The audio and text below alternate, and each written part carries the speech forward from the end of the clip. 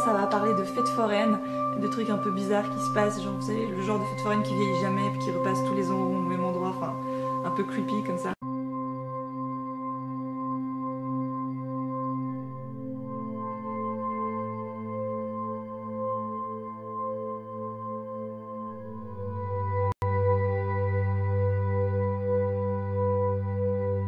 Il y a des illustrations aussi. Et je tiens à préciser que l'intérieur du bouquin est aussi sublime que l'extérieur. Hein, voilà. Donc, il y a des petites illustrations comme ça.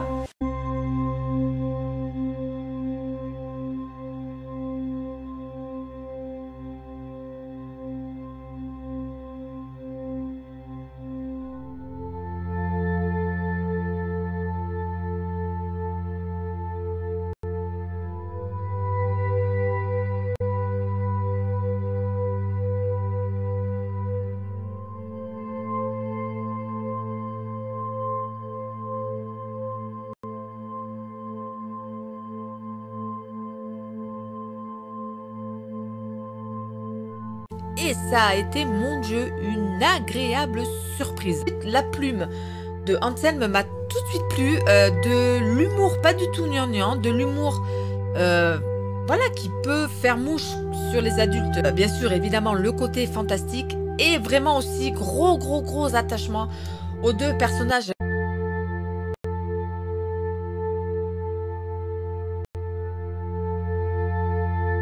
Et je suis juste méga contente parce que c'est extrêmement rare qu'on ait une telle qualité d'ouvrage chez nous en France. Donc voilà, coup de cœur pour l'objet livre en lui-même, mais coup de cœur pour l'histoire et ça je vous en parle tout de suite.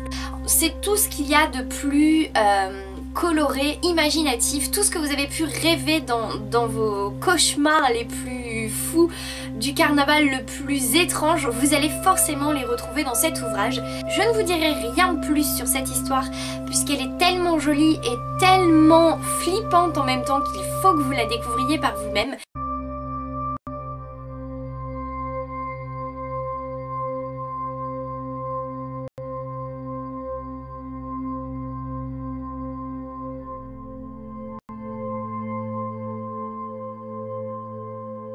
Je faisais partie des bêta-lecteurs de ce titre, donc je l'ai lu dans sa première version, enfin c'était pas vraiment sa première version, mais dans une des premières versions. Et donc j'ai eu la chance, et je remercie énormément Anselme Hochkorn, de recevoir la version terminée et je suis super contente puisque le livre est magnifique et qu'en plus il est publié aux éditions du Chat Noir, une maison d'édition que j'affectionne tout particulièrement. Voilà, je vous en dis pas bien plus puisque j'ai pas envie de vous gâcher la surprise. Ce que je préfère le plus dans les livres d'Anselme Hochkorn, ce sont les atmosphères super bien rendues. Et là encore, c'est ce que j'avais retenu de ma lecture en bêta lecture lorsque j'ai découvert le titre. Et j'ai hâte de m'y replonger.